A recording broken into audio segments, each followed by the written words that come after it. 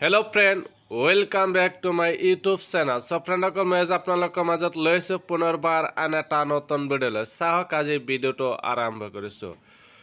So friend প্ৰথম কথা হ'ল যিসকলে গ্ৰেড 3 আৰু গ্ৰেড 4 পৰীক্ষাৰ্থীৰ কাৰণে বহুত ভাল খবৰ আহিছে। অসম চৰকাৰৰ ফালৰ এটা বহুত ভাল খবৰ লৈ আহিছে। এটা আমাৰ ডক্টৰ হিমন্ত বিশ্ব শৰ্মা অসমৰ মুখ্যমন্ত্ৰী ডক্টৰ হিমন্ত বিশ্ব শৰ্মা গ্ৰেড 3 আৰু গ্ৰেড 4 কাৰণে বহুত এটা ভাল খবৰ লৈ আহিছে যে পৰীক্ষাত ফেইল কৰিলে ঘূৰাই দিয়া হ'ব মাচুল। যিসকলে শিক্ষাৰ্থীয়ে জবৰ কাৰণে এপ্লাই কৰিছে এপ্লাই কৰাৰ ক্ষেত্ৰত যি মাচুল লোৱা হৈছিল সেই মাচুল ঘূৰাই দিয়া হ'ব। যদি ফেইল কৰে শিক্ষাৰ্থীয়ে সেই শিক্ষাৰ্থীক মাচুল ঘূৰাই দিয়া হ'ব।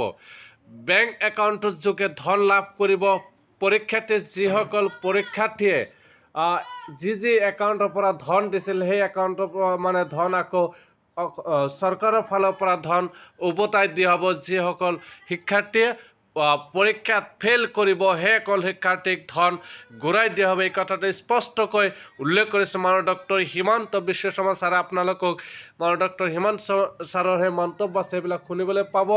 তাৰপিছত আপোনালোক দেখিলে মই আপোনালোক কৈছোঁ তাৰপিছত উল্লেখ কৰিছে যে কেৱল উত্তীৰ্ণসকলৰেহে মাচুল লোৱা হ'ব। যিসকলে পৰীক্ষাৰ্থীয়ে পাছ কৰিব সেইসকলৰ মাচুলহে লোৱা হ'ব। তাৰপিছত আৰু বাকী যিমান মাচুল আছে সেই মাচুলবিলাক ঘূৰাই দিয়া হ'ব। এই কথাটো স্পষ্টকৈ মাননীয় ডক্টৰ হিমন্ত শৰ্মাই ঘোষণা কৰিছে। আৰু এমাহৰ ভিতৰত ঘোষণা হ'ব তৃতীয় আৰু চতুৰ্থ বৰ্গৰ পৰীক্ষাৰ ফলাফল। এক মাহৰ ভিতৰত ফলাফলটো ঘোষণা কৰিব এইটো স্পষ্টকৈ জনাইছে মাননীয় ডক্টৰ হিমন্ত শৰ্মাৰ। আপোনালোকে মন্তব্য শুনিবলৈ পাব। অনুতীৰ্ণ হ'ব তেওঁলোকক আমি মাচুলবিলাক উভতাই দিম। তেওঁলোকে যি বেংক একাউণ্টৰ পৰা আমাক দিছিলে সেই বেংক একাউণ্টলৈকে আমি উভতাই দিম।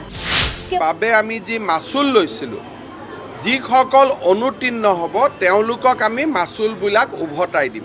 অকল উত্তীৰ্ণসকলৰ মাচুলহে আমি ৰাখিম। অনুতীৰ্ণসকলৰ মাচুল তেওঁলোকে যি বেংক একাউণ্টৰ পৰা আমাক দিছিলে সেই বেংক একাউণ্টলৈকে আমি উভতাই দিম, যাতে তেওঁলোকৰ নোপোৱাসকলে কোনো ধৰণৰ মাচুলৰ নামত কোনো টকা খৰচ কৰিব নালাগে।